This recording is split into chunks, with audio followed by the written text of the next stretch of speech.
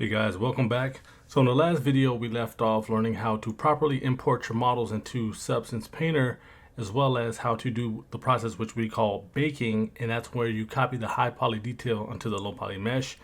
Now we're going to be moving forward to learning a little bit more about the UI as we work through texturing our object or character. So without further ado, let's get right into it.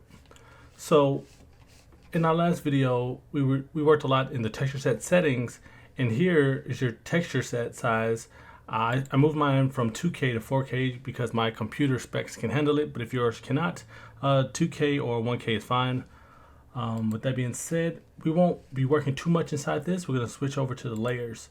Now layers are pretty similar to how Photoshop layers its layers, meaning whatever's on top will be the one that's more prominent and is going to be visible. So if you go to the left and you go to the material icon, and if you hover over the icons, it will list the name of the icon. So we have materials. To the right of that, we have smart materials, which we'll go over very shortly, as well as smart masks, so forth and so on, brushes. Now, if we go to our materials and we drag and drop any of these, so let's grab this clay texture and just drag and drop this into our model, you're going to see it's applied to it now. And to the right, you see in our layers, this is now on top of this layer. So if we drag and drop another onto here, you're going to see it's now on top and it's more visible than the one underneath. The icon, which is the eye, you can toggle on or off the layers. To the right, where it says norm, is the different blending modes. So you can cycle through these by selecting it and going through them one by one, or you can double select and middle mouse scroll to cycle through these individually. So let's go back to normal. Here where it says 100 is the opacity. So if you like your material, you can change the opacity here to blend these together as well. Now, ways we can go about deleting this is we can select the layer, hit the trash can button, or select the layer and hit delete on the keyboard. Now, let's see about materials versus smart materials. As you saw when we drag and drop a material into the model, to the right, we just have the layer, which we can go to the properties tab here, and we can tile these by sliding the tiling to the left or right. We can rotate this, and we can offset this.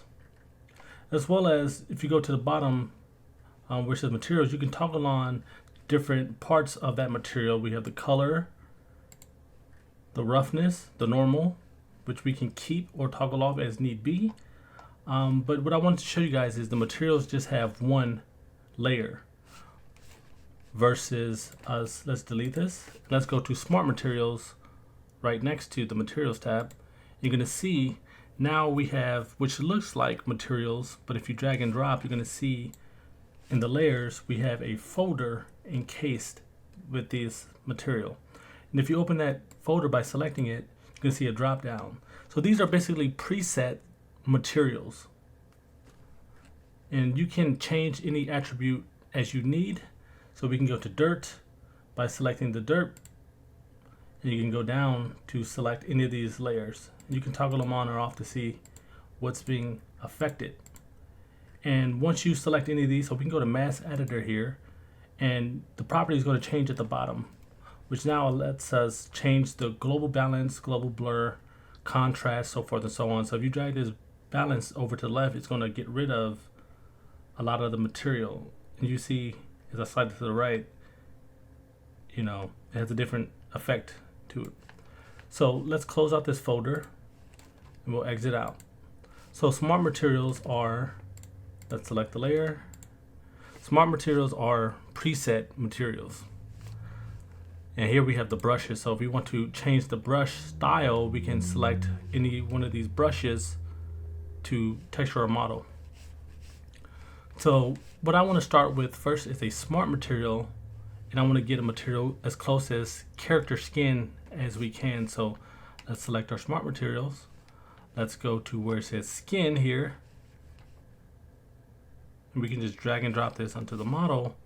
Very quickly you see we have something which mimics skin, and if you middle mouse scroll in, you can see it has pores, all the things that we need to look like a character.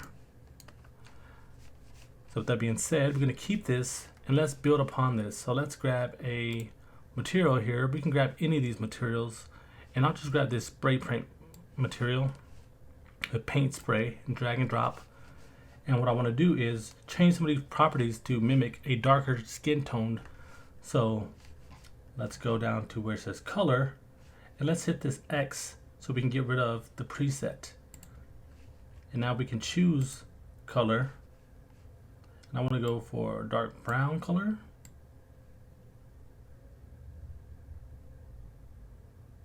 So I'll choose something around here.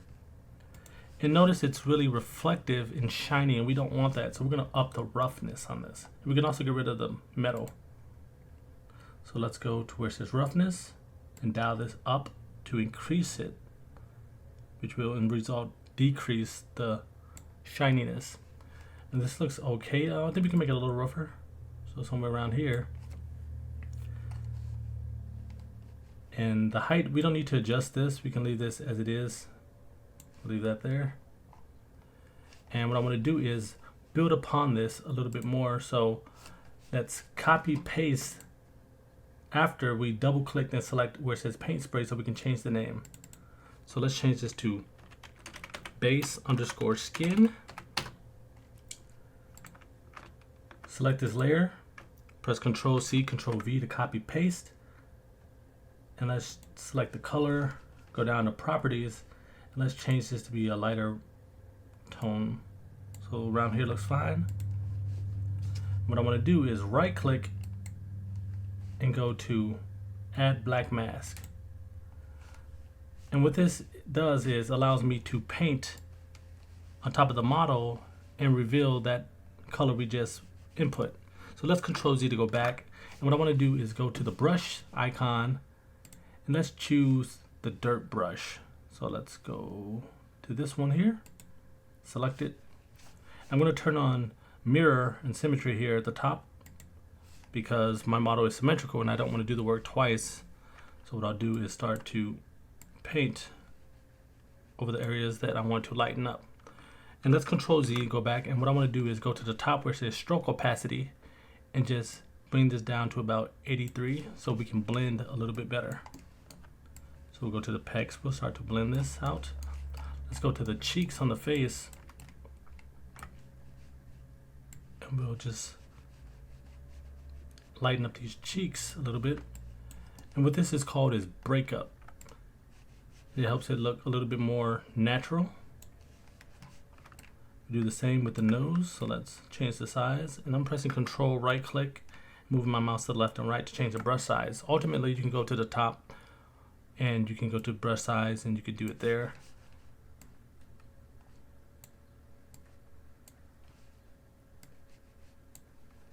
Let's get the chin. Let's lighten up these ears as well over here. If you guys want, you can fast forward this. I'm just hitting the breakup sections that I want.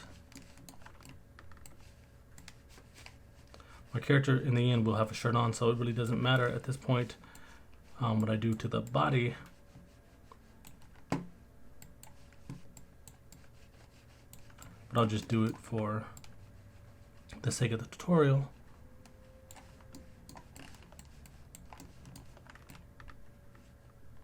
And this character will be used in a horror game, so I do want him to look a little grotesque, so later we'll start adding some blood and things of that sort to the character.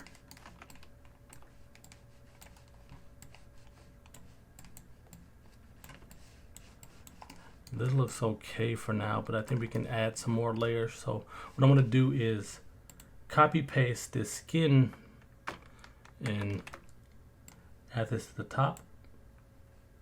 And I want to go for a red tone. Down, add this up.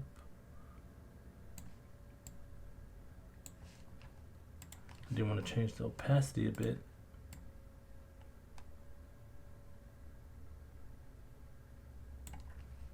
Right click, add a black mask. And what we can do is just add a little bit more breakup, changing those cheeks a bit. Let's do the forehead and the temporal area. If need be, we can do a little on the nose just to blend that a little bit. Let's do this bottom lip so it can offset the top lip.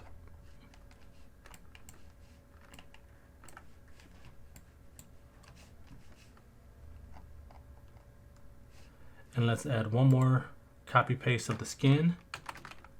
Drag this to the top. And let's grab a darker color so we can even make this black for now, because what we're doing is working procedurally, meaning anything can be changed at any point. Nothing is permanent. So with that being said, I want to show you guys how to go about implementing the smart mask. So anything with smart in it lets you know that it has presets, because it will do something for us. So here next to the brushes, we have this icon here that says smart mask. And what we can do is look at the preview and kind of get a visual of what we're going to be doing to our model. So here you see, if we choose this moss from top, we drag and drop this onto our base skin here at the top. At the top of the character's head will be more dark than the body will. So you see we have some breakup here at the top, but if you go to the body, you barely see any. And if we control Z, you can see this again with a different one. So we can go to ground dirt. So we can drag and drop this mask onto the layer, and it's going to have the opposite effect. So the top area is the one that's more visible. So that's what that does. That's the smart mask. But what I'm going to do is right click and add a black mask. Go to brushes, and we can use any brush that we choose to. I like using the dirt because it has that nice noise to it and breakup. But what I'm going to do is darken up the eye area. And we can change the opacity if need be to about 70. I'm just darkening up this area because I want this to be used for like a horror game, so to speak. And we're going to add it in these areas where there's a lot of occlusion. And we can darken up this section where there would be some type of shadow. 12 o'clock shadow. We could do the same on top of the head, because I would assume that he has some hair at some point. And we can just darken this up. And let me darken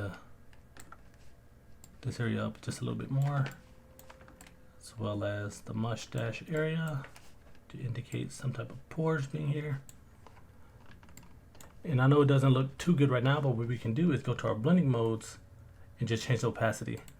But let's cycle through some of these blending modes so you guys can see the type of effects that we can get by utilizing this. And let's just change the opacity.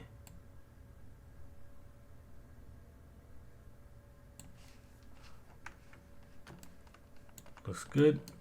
Now notice that this character looks okay, but he doesn't look too realistic right now, right? And that's due to not having subsurface scatter.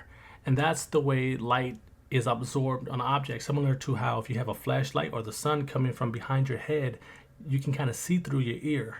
So similar to how that works is what we call subsurface scatter in the industry.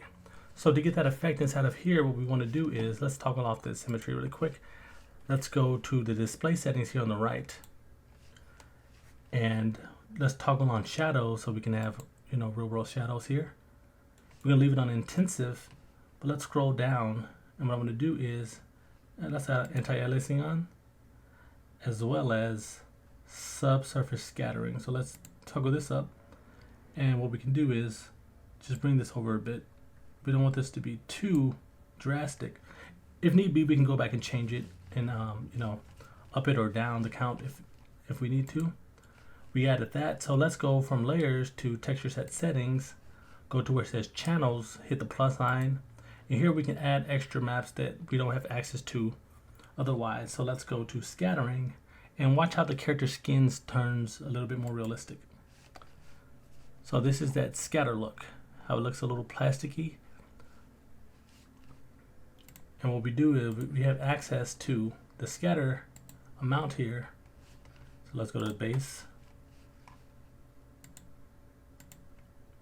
Let's go to skin face and let's go to subsurface scatter. And let's just toggle this down a bit because it's really extremely high.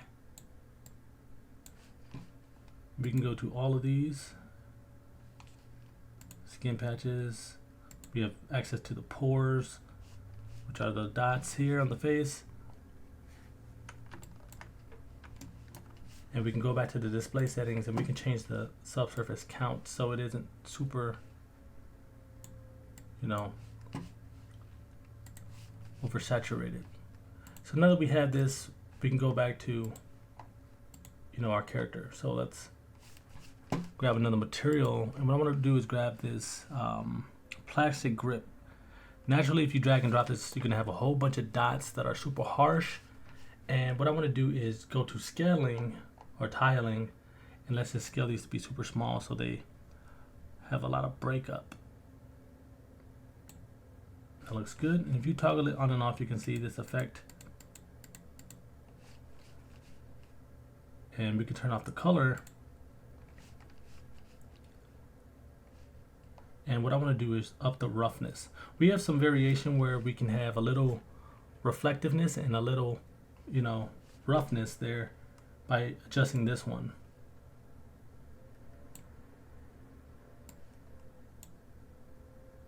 But by changing the plastic roughness here, you change the overall. So you see how we're getting something a little bit more realistic.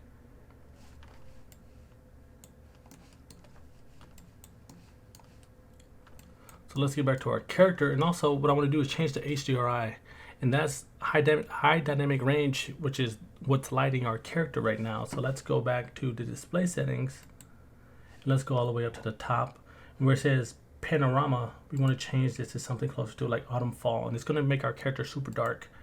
And this is what I want to go for because I'm creating a horror game, and I want to get a better visual of him looking a little bit more, you know, gory, and it's just better suiting for the lighting. And we could always down change the opacity of the shadows if need be.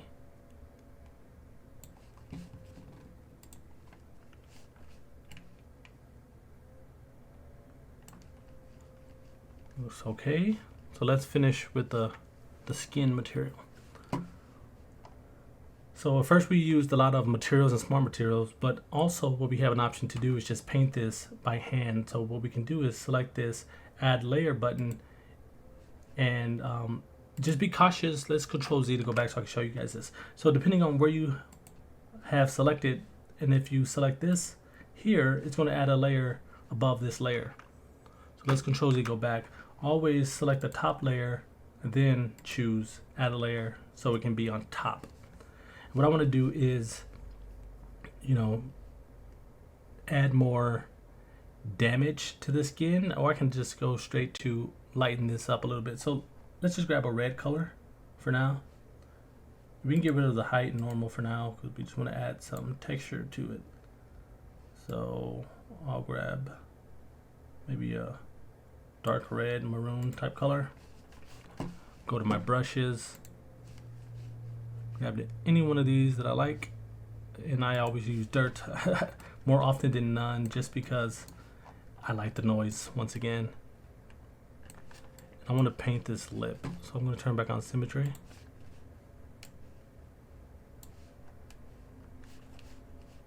And I can change the opacity to blend this a little bit better.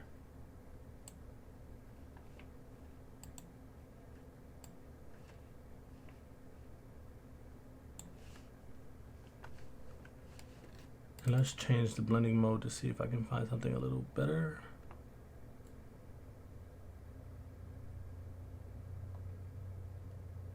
It looks okay. Let's also add a little bit to the cheeks. Let's go to roughness, and I want to dial up the roughness a bit.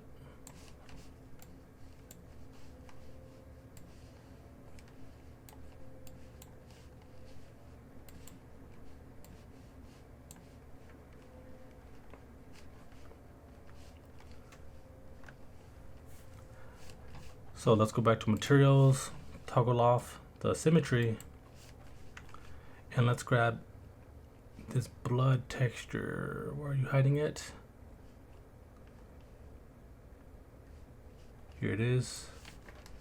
Drag and drop, and we have some blood here. And what I want to do is go to the properties, go up to where it says projection.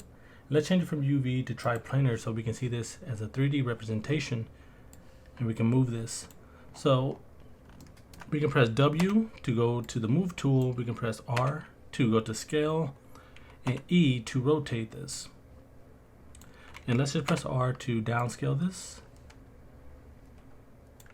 Press W to go to move, and let's just position this so we can have this blood drop somewhere here. Here's a scar on his forehead.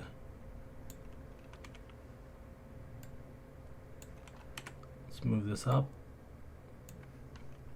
And what I want to do is right click on this, add a black mask. We can just paint the areas where we want this to be.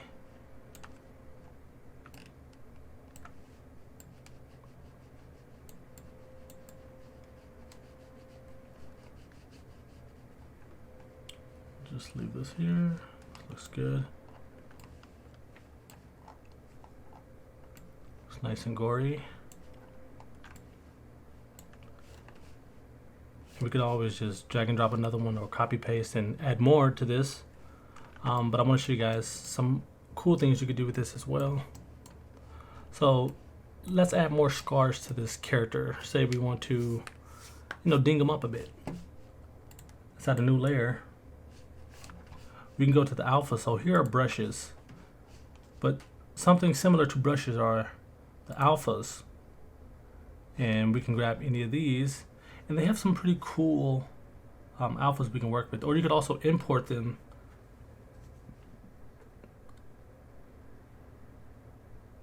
So let's go and grab one of the scratches. So we have these scratches here. We can go to our properties and toggle off color, or we can keep color if we need. What we definitely want from this is the normal and the height. And we'll go down to where it says height. We'll bring this up so it protrudes outside of the model, or it appears that way. So now if I just make this bigger and click on it, you'll see that we have this bruising here. And let me change the opacity a little bit so it's not super prominent, but you can see the bruise now a lot clearer. We can go around to the back, add some here. You can switch between these different brushes. They have the single scratch as well, so if you want to just add one single, you have that option. Let's go to the face. Let's add a scar maybe on the nose. Do the eyebrow.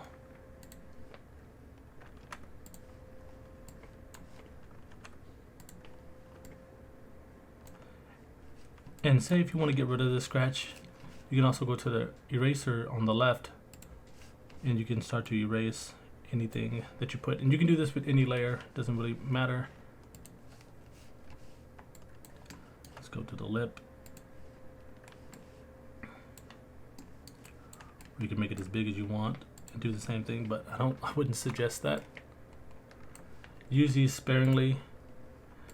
It helps tell a story. This looks good. I think I'm satisfied with how this came out.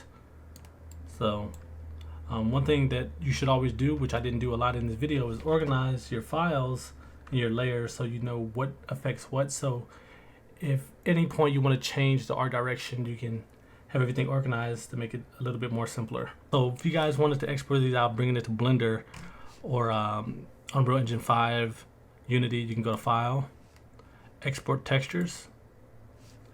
you're gonna get this export textures pop up, and what you can do is for Blender, what I usually use is PBR Metallic Rough, and you can change the texture size if you don't want 4K to whatever size you want. Choose that. If you want to bring it to Unreal Engine, you can go down to Unreal Engine 4 Packed or Unreal Engine 4 SSS, which is Subsurface Scatter. If you're using something that absorbs light like Character Skin, this is pretty good for that. Unity, and there's a bunch of other presets, Roblox, RenderMan, so forth and so on. And then you just choose a directory where you want to store this, and then export. Now, if you guys like the video, give it a thumbs up, comment, and I'll catch you guys in the next one.